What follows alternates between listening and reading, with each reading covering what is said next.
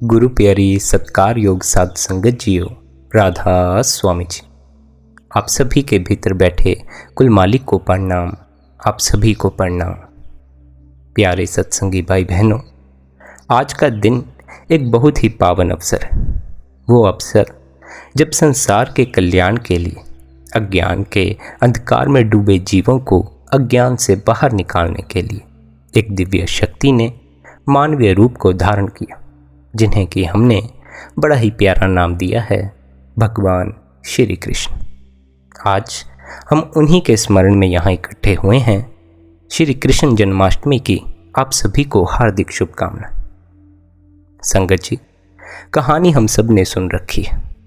मथुरा का कारागार, राजा कंस का अत्याचार, देवकी और वासुदेव का बंधन, आधी रात को भगवान श्री कृष्ण का जन्म, फिर कारागार के द्वार खुलना, यमुना का मार्ग देना और गोकुल में नंद यशोदा के घर श्री कृष्ण का आना। ये कहानी सिर्फ इतिहास नहीं है, ये हमारे अंदर का भी हाल बताती, जिसमें कारागार हमारा यह मन है जो हमें मोह, लोभ, क्रोध और अहंकार की बेड़ियों में बांधे रखता। देवकी और वासुदेव ये हमारी आत्मा, हमारा विवेक है जो बंधे हुए हैं। फिर श्री कृष्ण का जन्म होना, यह हमारे भीतर ज्ञान और प्रेम का जन्म होना, जो हमें अज्ञान के अंधकार से सदा के लिए मुक्त करता। इसलिए रूहानियत का मार्ग भगवान श्री कृष्ण के उपदेश के बगैर अधूरा ही रह जाता है। भगवान श्री कृष्ण ने बाहर और भीतर दोनों जगह पूर्ण कुशलता प्राप्त की, इसलिए उन्हें पूर्ण अवतार भी कहा जाता।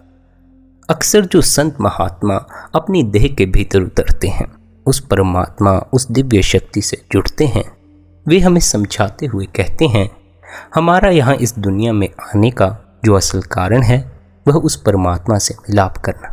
इसलिए हमें दुनिया की फिक्र में नहीं पड़ना चाहिए, दुनिया के स्वादों में नहीं पड़ना चाहिए। भगवान श्री कृष्ण हमें दुनिया में भी जीना सिखाते हैं, साथ ही साथ अपने अंतस में उस परमात्मा से मिलाप करने का तरीका भी समझाते। वे हमें दोनों जगह कुशलता हासिल करने के लिए कहते। वे अपने सांसारिक कर्म भी निभाते हैं, लेकिन सदा अकर्म की अवस्था में बने रहते हैं। वे हमें अपना कर्तव्य निभाने का उपदेश भी देते हैं और वे हमें अपनी आत्मा की पहचान का उपदेश भी देते हैं। आज हम भगवान श्री कृष्ण के गीता में से उस उपदेश को लेंगे जो भगवान श्री कृष्ण ने अर्जुन को युद्ध के मैदान में उस वक्त समझाया था जब अर्जुन शरीर के मोह में पड़ा हुआ था, जब अर्जुन देह के तल पर खड़ा था, अपने को शरीर समझता था। तब भगवान श्री कृष्ण उसे याद दिलाते हुए समझाते हैं कि हे अर्जुन, तू शरीर नहीं है, तेरा असल स्वरूप आत्मा। अर्जुन अपनी मौत से भी भयभीत था, साथ ही साथ उसके सामने युद्ध के मैदान में उसके अपने ही रिश्तेदार खड़े थे, इसलिए वह उन्हें मारने से भी कतरा रहा था। उनमें कुछ ऐसे थे जिनके हाथों पला भी था। अब जिसके हाथों कोई पला होता है वह उसे कैसे मार सकता। इसलिए जब श्री कृष्ण ने यह देखा अर्जुन की तो देह से चिपकाहट है, दूसरों को भी शरीर समझता है, खुद को भी शरीर समझता है, तब उन्होंने अर्जुन को एक बड़ा ही प्यारा उपदेश दिया। हमें भी इस उपदेश को सदा ही स्मरण रखना चाहिए। भगवान श्री कृष्ण अर्जुन से कहते हैं, हे अर्जुन, तू शरीर नहीं है, तेरा असल होना आत्मा है। अपने असल स्वरूप की पहचान कर। शरीर तो कट जाएगा, मर जाएगा। अगर इसी से तेरी चिपकाहट है, इसी से तेरी पहचान है, तो तुझे अवश्य ही दुख आने वाला। पर अगर तू इससे परे अपने असल स्वरूप को जान लेता है तो तुझे शरीर के गिरने पर, इसके कटने या मरने पर कोई दुख नहीं होगा। नैनम छेदन्ति शस्त्राणि, नैनम दहति पावका, न चैनम क्लेदयन्त्यापो, न शोष्यति मारुता। भगवान श्री कृष्ण समझाते हैं, आत्मा को कोई हथियार काट नहीं सकता, अग्नि जला नहीं सकती, पानी भिगो नहीं सकता और ना ही आत्मा को हवा सुखा सकती है। यह 5 तत्व का पुतला अग्नि में जल जाएगा, इसे कोई काटे तो कट जाएगा।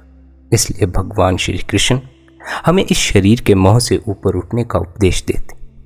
शरीर अगर कटेगा और हम इसी के मोह में बैठे हैं। केवल हमें अपने इस शरीर का अनुभव है, तो इसके कटने पर हमें अपने कटने का अनुभव होगा। जब शरीर मरेगा, अगर हम अपने को शरीर ही जानते हैं तो हमें अपने मरने का अनुभव होगा। उसकी पीड़ा हम बर्दाश्त नहीं कर सकते। मरते समय हमारी हालत कितनी खराब हो जाती, हमारा नूर खो जाता है, हमारी आंखों की चमक चली जाती। हम इतने गहरे दुख में डूबे हुए मरते हैं जिसका कोई हिसाब नहीं। पर इस दुनिया में कहते हैं असल मृत्यु तो उनकी ही हुई जो मरते हुए भी आनंद से मरे, मस्ती से मरे, जिन्हें मरने का भी कोई अफसोस नहीं था। और ऐसे कौन से जीव हुए?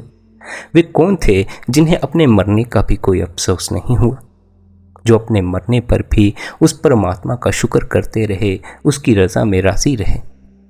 उन्होंने इस सत्य को जान लिया था, इस अनुभव को हासिल कर लिया था कि वे देह नहीं हैं। ख्याल रहे, आप देह नहीं हैं, इसका अनुभव आप केवल उसी दिन कर सकेंगे जिस दिन आप अपनी इस देह के भीतर अपने असल स्वरूप का अनुभव कर सकेंगे। जब तक आप अपनी आत्मा का अनुभव नहीं कर लेते, तब तक आप कितनी ही बार यह बात सुनते रहें आप शरीर नहीं हैं, कितनी बार ही सत्संग सुन लें, बार बार अपने दिमाग में बिठाते रहें आप शरीर नहीं हैं, आप अपने को शरीर ही अनुभव करते रहें। यह ज्ञान का विषय नहीं है, यह अनुभव का विषय। केवल यह बात सुन लेने से कि आप शरीर नहीं, आप आत्मा के अनुभव को प्राप्त नहीं हो जाएंगे। आत्मा का अनुभव हो जाए, फिर शरीर का मोह अपने आप ही छूट जाता, यह भ्रम टूट जाता है कि मैं देह था। यह 5 तत्व का पुतला सिर्फ दिल, दिमाग, फेफड़ों पर ही चलायमान नहीं है। इसके चलायमान होने का जो मूल कारण है वह है इसके भीतर मौजूद वह दिव्य शक्ति जिसे संतों महात्माओं ने आत्मा कहकर पुकारा। भगवान श्री कृष्ण भी हमें उसी आत्मा की पहचान का उपदेश देते। क्यों? क्योंकि आत्मा के तल पर पहुंचकर देह के तल पर होने वाली हर एक चीज एक नाटक के समान हो जाती। अक्सर आप संतों महात्माओं के सत्संग में सुनते होंगे, यह दुनिया एक नाटक की तरह है, एक रंगमंच है जहां सब अपना अपना किरदार निभा रहे हैं। जैसे एक रंगमंच पर कहानी पहले से तय होती है, हर किसी का अपना अपना किरदार पहले से तय होता है, उसी तरह इस दुनिया में हमारी हालत है। यहाँ इस नाटक में हम सभी शामिल हुए बैठे हैं, लेकिन यह नाटक, इसे चलाने वाला कोई और ही है, यह उसकी मर्जी से चलता। जब यहाँ इस नाटक में हम अपना किरदार निभाने लगते हैं तो हम सोच लेते हैं कि यहाँ हमारी मर्जी भी चलती, पर अगर हमारी मर्जी चलने लग जाती तो हम इस दुनिया को नर्क बनाकर बैठ जाते। इसलिए इस विराट खेल का जिम्मा वह परमात्मा हमारे हाथों में सौंपने वाला नहीं, उसी का खेल है, वह अपने से ही अपने इस खेल को चलाता। यही भगवान श्री कृष्ण अर्जुन को युद्ध के मैदान में समझाते। जब अर्जुन उनसे कहता है, हे माधव, मैं किसी को नहीं मार सकता, मैं इन्हें नहीं मारूंगा, तो भगवान श्री कृष्ण उसे कहते हैं, हे अर्जुन, इस भ्रम को अपने भीतर से निकाल दे। यह भ्रम निकाल दे कि मारने वाला तू है, करने कराने वाला तू है। मारने वाला भी परमात्मा है, करने कराने वाला भी परमात्मा। उसका खेल है, तू तो उसके खेल में उसका किरदार निभा रहा है। यह जो होना है यह पहले से तय हो चुका है। तेरा मारना कौरवों की मृत्यु का कारण नहीं है, उनका किया पाप कर्म ही उनकी अपनी मृत्यु का कारण बने बैठा। जब उन्होंने पाप कर्म किया, जिस समय किया, उसी वक्त उसका फल भी तय हो गया था। तू अपने आप को मैं से बाहर निकाल, अपने को केंद्र में रखकर सोचना बंद कर और अपने आप को उस परमात्मा के आगे समर्पित कर दे। मेरी शरण में आ जा। भगवान श्री कृष्ण कहते हैं, सर्वधर्मान् प्रत्यज्य मम एकम शरणं व्रज, अहम त्वाम सर्व पापेभ्यो मोक्षयिष्यामि मा शुचा।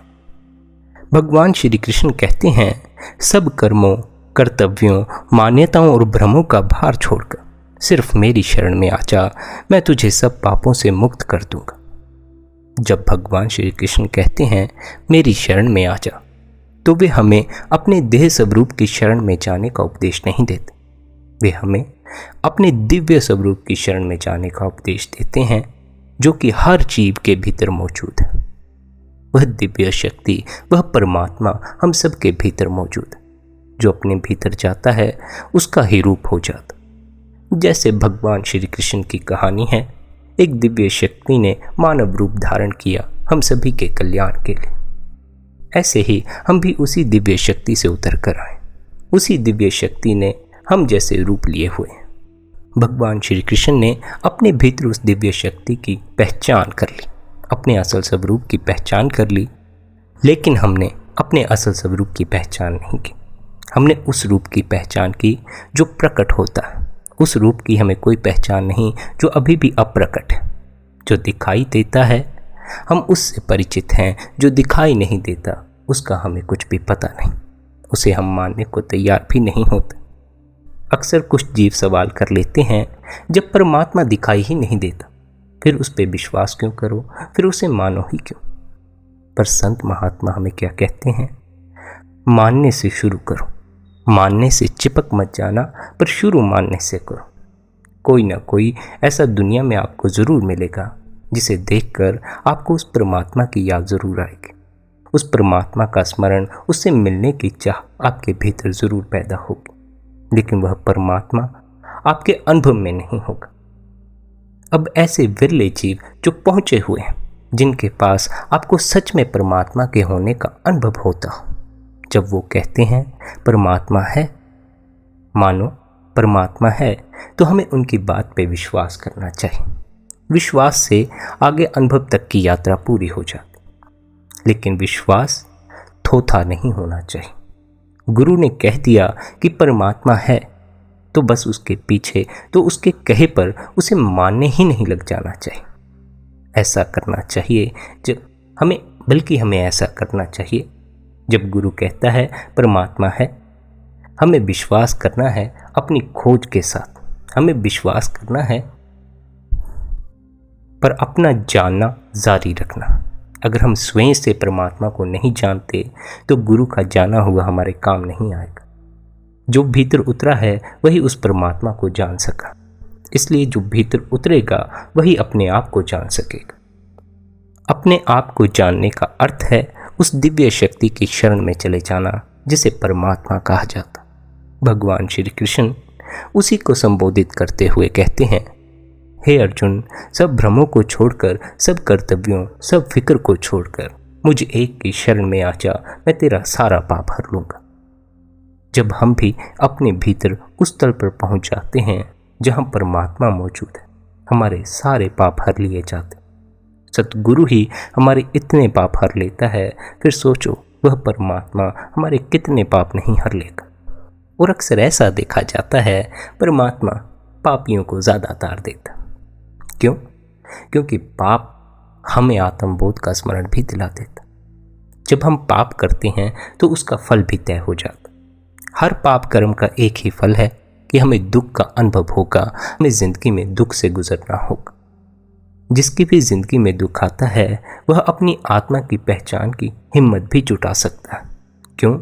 क्योंकि दुख में हम पूरी तरह असहाय हो जाते, हमारे बस का कुछ नहीं रह जाता, हमारे हालात हमारे बस में नहीं रह जाते।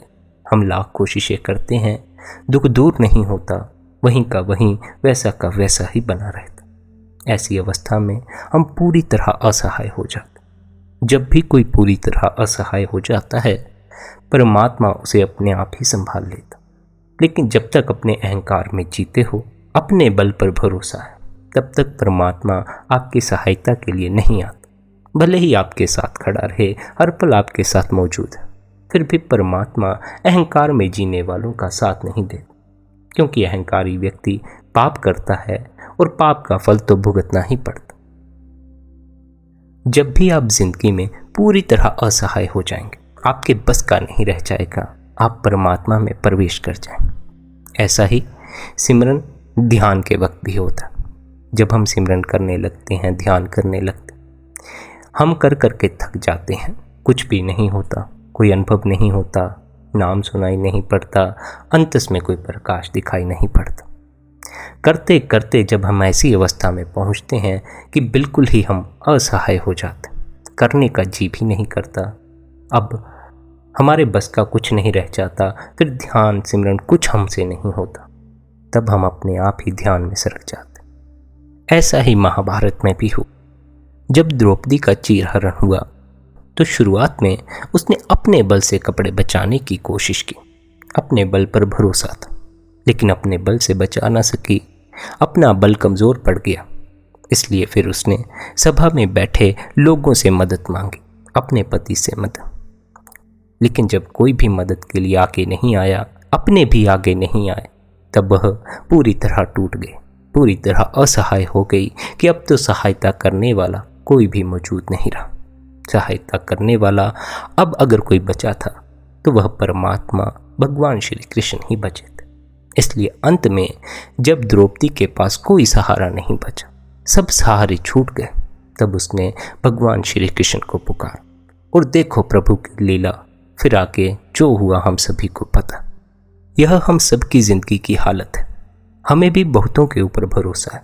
हमें लगता है ये सहारे जितने हमने बनाए हुए हैं, हमारे संगी साथी हैं, ये हमारा साथ निभा जाएंगे। इसलिए हम परमात्मा को पहले नहीं पुकारते, सबसे बाद में पुकारते।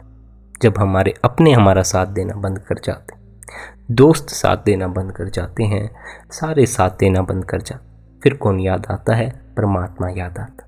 फिर उसकी शरण में जाते हैं, उसे ढूंढते हैं, वह कहीं मिलता नहीं। पहले ही इतना दुख होता है, फिर उसके ना मिलने का भी बड़ा दुख होता। ऐसे ही जीव भार से लगता जाता है और जिंदगी दुख बनती चली जाती। इसीलिए संत महात्मा हमें अक्सर यह समझाते रहे हैं, पहले ही उस परमात्मा को याद कर लो। आखिर में भी अपने को उसके सहारे ही छोड़ोगे, पहले ही अपने को उसके सहारे छोड़ो। जो भी करो, जहां भी जाओ, उस प्रभु को सदा स्मरण रखो, उसे अपने साथ लेकर जाओ। एक घड़ी के लिए, एक पल के लिए भी उसे भूलो मत। क्यों? क्योंकि आखिर में वही साथ निभाता, वह सच्चा साथी। अगर सच्चे दिल से उसे पुकारो, वह कभी भी मुख नहीं मोड़ता, हमेशा साथ निभाता। आपकी जिंदगी में भी ऐसा बहुत बार हुआ होगा, जब आप ऐसे हालात में फंसे हों कि कोई रास्ता नजर ना आता।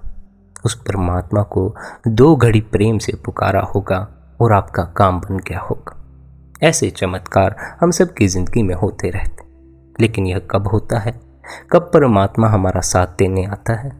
जब हम पूरी तरह असहाय हो जाते, जब हम अपने बल से अपनी सहायता करने में असमर्थ हो जाते, जब दूसरे हमारा साथ नहीं देते, दूसरों पर जो हमारा भरोसा होता है वह टूट जाता है और हमारा पूर्ण भरोसा अपने आप ही फिर परमात्मा की ओर चला जाता। ध्यान तो हमारा परमात्मा की ओर चला जाता है, लेकिन भूल कहाँ कर जाते हैं कि परमात्मा का असल ज्ञान हमने हासिल नहीं किया। हमने जो ज्ञान हासिल किया उसके मुताबिक हम परमात्मा को बाहर खोजना शुरू कर देते। कभी कोई क्रिया कांड करना शुरू कर देते हैं, कभी कोई मंत्र जाप करना शुरू कर देते हैं, कभी कुछ करना शुरू कर देते। बाहर का कोई भी पैंतरा हमें परमात्मा तक नहीं पहुंचाता। इसलिए यह बड़ा ज़रूरी हो जाता है कि हमने किसी सच्चे संत के सत्संग ज़रूर सुने। अगर हम सच्चे संतों के सत्संग नहीं सुनते तो हम झूठे तरीकों में पड़े रहते हैं, वे तरीके जिन तरीकों से परमात्मा कभी नहीं मिलता। सच्चा संत हमें एक ही तरीका समझाता, फिर चाहे वो किसी भी कौम, किसी भी मजहब, किसी भी धर्म में पैदा हुआ। वह समझाता है परमात्मा तक पहुंचने का रास्ता तुम्हारा अपना यह शरीर ही है। यह शरीर उस परमात्मा का मंदिर है। यह बाहर का जो हमारा ढांचा है 5 तत्व का पुतला है, इसे मंदिर की तरह समझ लो। फिर इसके भीतर वह जो दिव्य शक्ति है जिसके कारण यह चलायमान है, भाव वह परमात्मा बैठा हुआ है। हम केवल मंदिर के द्वार पर ही खड़े रह जाते, भीतर नहीं जाते। भीतर नहीं जाएंगे तो परमात्मा से मिलाप कैसे होगा? परमात्मा मंदिर के भीतर होता है, मंदिर के द्वार पर नहीं होता। देह अगर मंदिर है तो देह के तल पर खड़े होकर परमात्मा से मिलाप नहीं हो सकता। मंदिर की दीवारों से मिल लोगे, मंदिर की दीवारों से आती सुगंध ले लोगे। अगर परमात्मा से मिलना है तो मंदिर के भीतर जाना होगा, इस देह के भीतर खोज करनी होगी, आंख बंद करके अपने इन विचारों के साक्षी बनना होगा। यही उपदेश भगवान श्री कृष्ण भी हमें देते हैं। वे हमें क्या कहते हैं? इस शरीर के मोह में न पड़कर अपने इस शरीर के भीतर मौजूद उस आत्मा की खोज करो जो कभी कटती नहीं, जलती नहीं, मरती नहीं। अगर उसका अनुभव आपके जीवन में आ जाए तो आपके जीवन से मृत्यु का भय दूर हो जाएगा। हम अगर मरने से डरते हैं तो केवल इसलिए कि हमें अपने इस शरीर का मोह हो गया, इससे चिपकाहट है, इसे खोना नहीं चाहते। लेकिन इस दुनिया में सब खो जाता, जितने चेहरे पैदा होते हैं सब मिट जाते हैं, और यह सब हम अपनी आंखों से देखते, रोज देखते हैं, रोज की यही हालत। फिर भी अगर हम अपने आप को इस भ्रम में डाले रखें कि हमारा यह चेहरा बचा रह जाएगा, हमारा यह शरीर बचा रह जाएगा, तो हमसे बड़ा मूर्ख कोई नहीं हो सकता। आंख होते हुए भी अंधे बने रहोगे तो एक ना एक दिन कुएं में ही गिरोगे। आंख है, देख लिया है, तो अपने आप को जगाओ, होश में आओ, जरा सोचो, क्या आपने इतनी हिम्मत जुटा ली है कि अगर कल मृत्यु द्वार पर आकर दस्तक दे दे तो आप खुशी खुशी उसके साथ जाने को राजी हो सके? नहीं, इतनी हिम्मत अभी हमने नहीं जुटाई।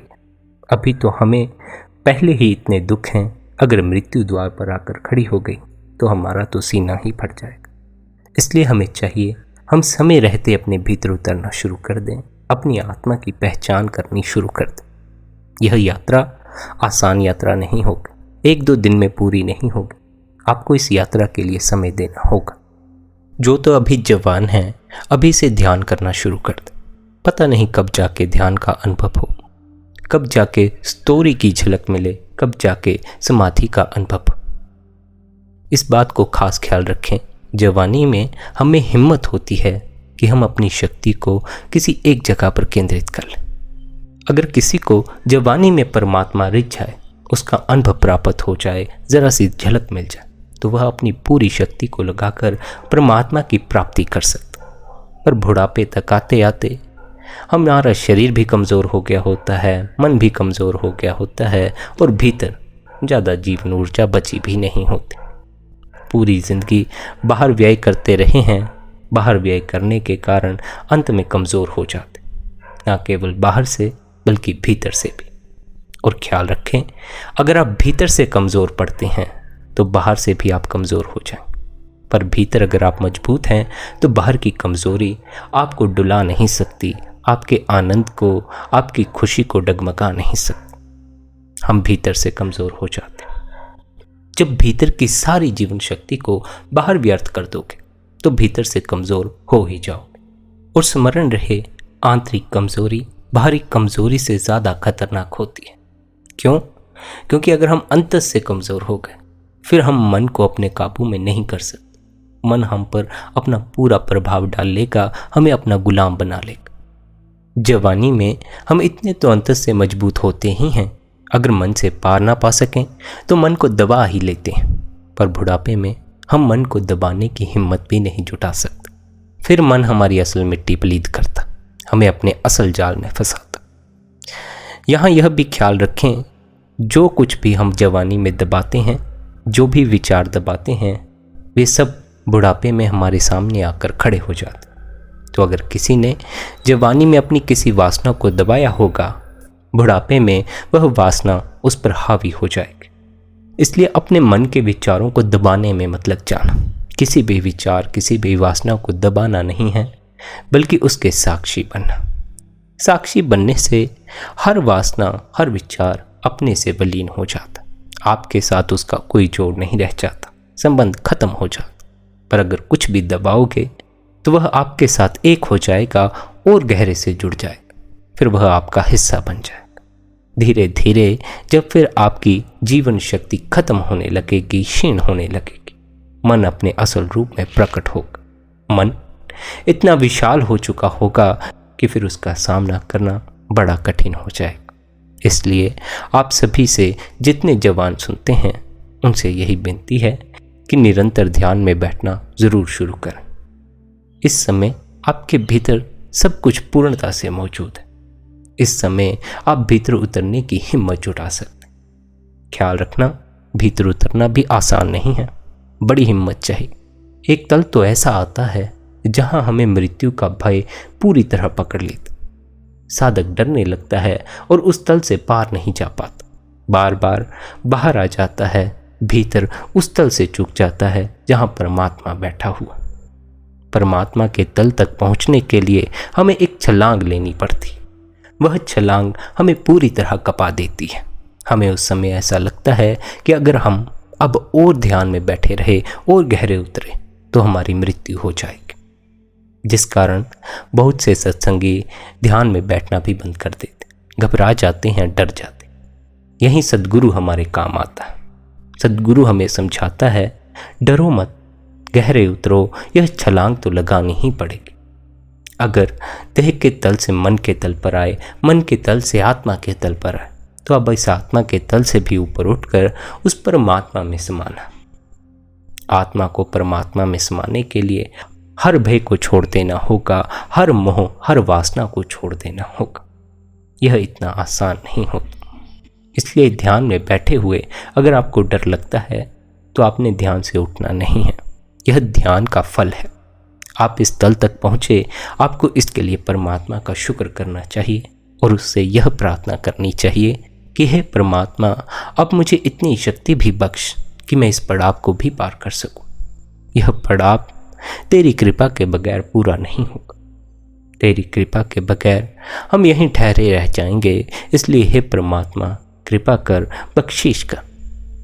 संगत जी, परमात्मा की कृपा जिस पर भी बरसती है वह निहाल हो जाता। परमात्मा की कृपा जिस पर भी बरसती है वह जन्म मरण के चक्कर से मुक्त हो जाता है, दुख से मुक्त हो जाता है, सदा के लिए आनंद में हो जाता। इसलिए उस परमात्मा की कृपा के पात्र बनना है। पात्र कैसे बनना है? अपने इस मैले मन की सफाई करनी। पहले तो हमें निरंतर उस प्रभु का स्मरण करना चाहिए। प्रभु के स्मरण से हमारे भीतर गंदे ख्याल नहीं आते, गलत कर्मों का ख्याल नहीं आता, बल्कि फिर बार बार प्रभु की ही याद आती है, परमात्मा का ही स्मरण आता। जिससे परमात्मा का स्मरण 24 घंटे बना रहने लगा वह परमात्मा ही हो जाता। जिससे मन का स्मरण 24 घंटे बना रहता है वह मन हो जाता। मन क्या है? मन शरीर है। जो मन को अपना होना समझ लेता है वह शरीर को अपना होना समझ लेता। यही कारण है कि हमें शरीर और मन दोनों से अपने तादात्म्य को अलग करने का उपदेश दिया जाता, इनके साक्षी बनने का उपदेश दिया जाता।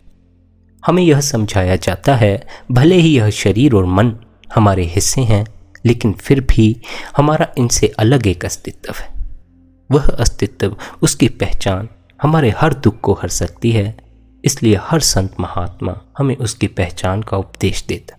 भगवान श्री कृष्ण भी हमें यही उपदेश देते।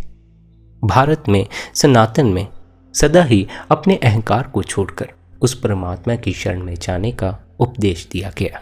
और यही उपदेश हमें हमारे बाबा जी भी देते हैं। अन्य संत महात्मा जिनकी वाणियाँ हम रोज सत्संग में सुनते हैं वह भी देते हैं।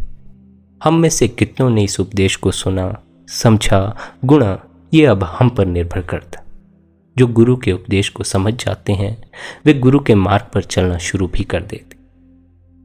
जिसे यह समझ में आ गया, जिसने बाहर खोज कर देख लिया, कुछ पाया नहीं, ना परमात्मा ना सुख, वह गुरु के उपदेश पर चलना शुरू कर देता है। यही कारण है रूहानियत के मार्ग पर किसी को जोर जबरदस्ती नहीं चलाया जा सकता। वही इस मार्ग पर चल सकता है जो जीवन के अनुभव से, खुद के अनुभव से सीख कर आया। किसी ने सुन लिया, गुरु कहता है परमात्मा भीतर से मिलता है और खोजने लग गए, उससे कुछ भी हासिल नहीं होगा। घर परिवार वाले नामदान ले चुके हैं, उनकी देखा देखी नामदान ले लिया है, उससे भी कुछ हासिल नहीं होगा। भीतर खोजने की तड़प भी तब पैदा होती है जब हम बाहर खोज कर भी खाली हाथ रह जाते हैं। यह खुद के निजी अनुभव का मार्ग है, न कि कहीं से सुनी सुनाई बातों पर चलने का मार्ग। अब जो खुद के अनुभव से इस मार्ग पर चल रहे हैं, भजन बंदगी कर रहे हैं, वे अगर गुरु के सानिध्य में बैठकर ध्यान करें तो उनका ध्यान और भी गहरा हो जाएगा। साथ ही अगर निर्मल चित्त से सेवा की जाए तो उस सेवा से धीरे धीरे अहंकार भी मरना शुरू हो जाता। हमें रूहानियत में सबसे बड़ा लाभ सेवा का यही है कि इससे हमारा अहंकार मरता। जब तक अहंकार नहीं मरता किसी समस्या का कोई हल नहीं होता। जब तक अहंकार नहीं मरता तब तक हम उलझन में पड़े रहते हैं, जन्म मरण के चक्कर में फंसे रहते। अहंकार ना मरे तो देह का मोह नहीं मरता, वासना नहीं मरती, विचार नहीं मरता। इसलिए संत महात्मा हमें निर्मल बनाने के लिए सेवा करने का उपदेश देते हैं। अहंकार को पूरी तरह मिटाने के लिए हमें अपने आप को पूरी तरह प्रभु के आगे समर्पित कर देना होता। जैसे हो, मैले कुचैले हो, फिक्र मत करो, बेफिक्र होकर उस परमात्मा की शरण में चले जाओ। वह बेड़ा पार कर देगा, उसकी कृपा जरूर बरसेगी। जैसे माँ कीचड़ से सने बच्चे को धुतकारती नहीं है, उसे भी गोद में ले लेती है, इसी तरह परमात्मा भी हम मैले कुचैलों को गोद में उठा लेता। पर उसकी गोद में जाने वाले तो बनो। उसको भूले बैठे हो और दुनिया भर की यादों में खोए हुए हो। उसके सहारे को भूले बैठे हो, बाकी सारी दुनिया के सहारे तलाशते फिरते। याद रखना, सच्चा सहारा तो केवल परमात्मा ही होता है। उसकी ही शरण में जाकर हमारे सब पाप नष्ट हो सकते हैं। यही उपदेश भगवान श्री कृष्ण भी हमें देते हैं। मुझे एक की शरण में आ जा, मम एकम शरणम व्रज, मैं तेरे सब पापों का नाश कर दूंगा। मुझे एक की शरण में जाने का क्या ढंग है? अपने भीतर अपने असल स्वरूप की पहचान करना। असल स्वरूप की पहचान के लिए सब विचारों को छोड़कर निर्विचार होना है। यही आपकी जीवन ऊर्जा काम आएगी। जिसने भीतर जितना इस जीवन शक्ति को संजोया होगा, उतनी ही हिम्मत वह मन से पार जाने में जुटा सकेगा। इसलिए आपसे हर सत्संग में बार बार यह कहा जाता है, अपनी जीवन शक्ति को बाहर व्यर्थ करना धीरे धीरे कम करते जाओ और ज़्यादा से ज़्यादा ध्यान में, होश में जीना शुरू कर दो। हमारी इन इंद्रियों के द्वारा हमारी जीवन शक्ति बाहर व्यर्थ होती है, इसलिए इन इंद्रियों का कम उपयोग करना शुरू करो। इन्हें व्यर्थ की चीज़ों के लिए इस्तेमाल मत करते रहो। व्यर्थ के दृश्य मत देखते रहो, व्यर्थ की बातें मत सुनते रहो। कुछ सुनना ही है तो सत्संग सुन लो, उससे आपका चित्त भी साफ होगा, भीतर परमात्मा की याद भी बैठेगी और धीरे धीरे रूहानियत की समझ आनी भी शुरू हो जाएगी। रूहानियत के मार्ग पर पहले तो हमें समझ से ही चलना होता। यह मार्ग कहाँ जाता है, क्यों इस मार्ग पर चलना है, यह सब हमें पहले समझना पड़ता है किसी पूर्ण गुरु की शरण में जा। जब हमें रूहानियत का भेद समझ आने लगता है तो गुरु हमें ध्यान में बैठने का उपदेश देते हैं, भजन बंदगी करने का उपदेश देते। एक बार जब हम गुरु की मत पर चलने लग गए, भजन बंदगी करने लग गए, ध्यान करने लग गए, फिर हमें अपनी अकल लड़ानी बंद कर देनी चाहिए। ध्यान में अगर उतरना है, ध्यान का अनुभव करना है, तो बुद्धि का साथ छोड़ना होगा। जिन घड़ियों के लिए आप ध्यान में बैठे हुए हो, अपनी बुद्धि का साथ छोड़ दो, मन का साथ छोड़ दो। आपको अपने आप को निर्विचार की अवस्था में ले जाना। जब आप भीतर शून्य का अनुभव करेंगे, तब आप जैसे जैसे आप विचारों को छोड़ते जाओगे, निर्विचार होते जाओगे, भीतर शून्य बढ़ता जाएगा। जब भीतर शून्य बढ़ेगा तो आपका मृत्यु का भय भी बढ़ेगा। उस समय घबराना नहीं है।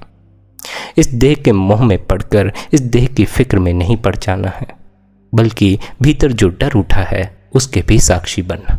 अगर शरीर कपता है तो इसे कपने दो, फिक्र मत करो। ये कुछ देर कपेगा और कुछ देर बाद अपने आप ही शांत हो जाएगा। बस डर के कारण भीतर उस परमात्मा में समाने से वंचित मत रह जाना। बहुत से जीव इस तल से वापिस लौट आते हैं। इस तल को भी पार कर जाना है, उस परमात्मा में समा जाना। उस परमात्मा में समाने के लिए रोज कुछ घड़ी आंख बंद करके इन विचारों के साक्षी बनो।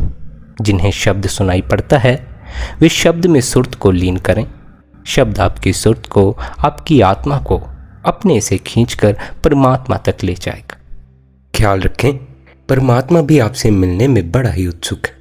सच पूछो तो उसका तो आपके बिना जी ही नहीं लगता। हम परमात्मा के बगैर जी लेते हैं, जन्मों जन्मों से जीते आए हैं, लेकिन वह जन्मों जन्मों से हमारे वापस लौट आने का इंतज़ार करता है कि यह जो रूह इस दुनिया में, माया की नगरी में अपने को भूले बैठी है, किसी न किसी दिन अपने को याद करे, अपने असल घर को याद करे और उसके पास लौटा। जैसे माँ बाप बच्चे के घर लौटाने पर बड़े खुश होते हैं, ऐसे ही परमात्मा भी बड़ा खुश होता है जब हम अपने असल की पहचान कर लेते हैं। जो जीव सत्य की पहचान के लिए चलता है, सत्य के मार्ग पर चलता है, परमात्मा सदा उसका साथ देता। महाभारत के इस युद्ध में भी हमें देखने को मिलता है कैसे असत्य पर सत्य की जीत हो गई। असत्य कितना ही बलवान हो, फिर भी जीत तो सत्य की ही होती। यही कारण है हर संत महात्मा हमें सत्य के मार्ग पर चलने का उपदेश देते हैं। वे हमें बार बार कहते हैं कभी भी सत्य का साथ मत छोड़ो, यानी कभी भी परमात्मा का साथ मत छोड़ो। परमात्मा ही सत्य है, उसके अतिरिक्त यहाँ जो कुछ भी हो रहा है नाटक है, खेल है। खेल खेल रहे हो, एक दिन यह खेल अपने से खत्म हो जाएगा। तुम्हारे लिए तो हो ही जाएगा, भले ही दुनिया के लिए खत्म हो या ना हो।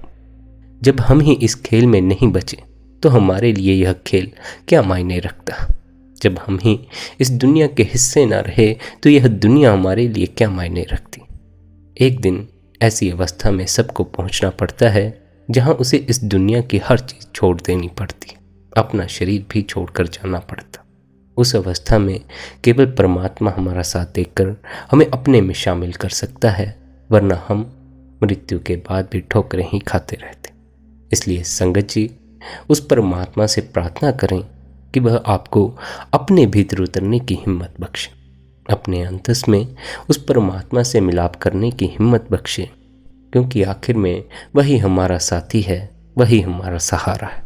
उसके अतिरिक्त इस दुनिया में जितने सहारे हैं वे सभी थोते हैं, तब काम नहीं आ सकते। जब मृत्यु सामने आकर खड़ी हो जाती है तब केवल और केवल परमात्मा ही हमारा साथ निभाता। कृष्ण सदा सहायता। इसी प्रार्थना के साथ आज के इस सत्संग को यहीं पर विश्राम देते हैं। अंत में एक बार फिर से आप सभी को इस पावन अवसर की हार्दिक शुभकामनाएं। संगत जी, अगर आपको यह सत्संग अच्छा लगा हो तो आप कमेंट ज़रूर करें, साथ ही चैनल को सब्सक्राइब भी करें। आपके भीतर बैठे परमात्मा को प्रणाम। राधा स्वामी जी।